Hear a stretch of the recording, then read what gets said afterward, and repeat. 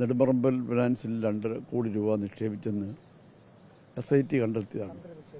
തന്ത്രി നിക്ഷേപിച്ചെന്ന് SIT കണ്ടെത്തിയതാണ്. അതിനെ സംബന്ധിച്ച് കൂടുതൽ അന്വേഷണം ED തന്നെ നടത്തണം. ഈ പണം എവിടെ നിന്ന് വന്നു, ഈ പണം നഷ്ടപ്പെട്ടിട്ടും തന്ത്രി പോലീസിൽ പരാതി കൊടുക്കാൻ തയ്യാറായിട്ടില്ല എന്നുള്ളതാണ് ഏറ്റവും ഗൗരവമായ പ്രശ്നം. അവിടുന്ന് പൈസ വിഡ്രോ ചെയ്തതിനെ സംബന്ധിച്ച് നേരത്തെ ഞാൻ സൂചിപ്പിച്ചതാണ്. നാട്ടിൽ പൊതുവെ അഭിപ്രായമുണ്ട്.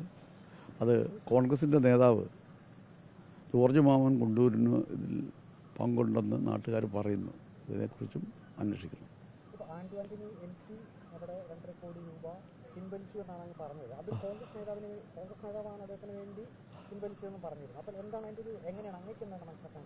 അതിൽ നാട്ടിൽ പുറമെ പറയുന്നത്,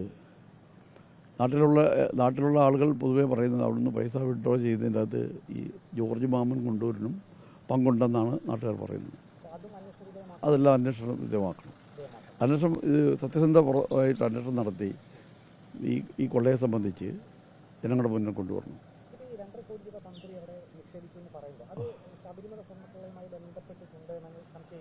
അല്ലാതെ 45 ചുരുക്കം ശമ്പളം മാത്രമുള്ള ഒരു തന്ത്രിക്ക് എങ്ങനെയാണ് ഇത്ര വിപുലമായ രീതിയിൽ അവിടെ നിക്ഷേപം നടത്താൻ കഴിയുന്നത്? ഇത് കൊള്ള ചെയ്ത പണമല്ലേ, അല്ലാതെ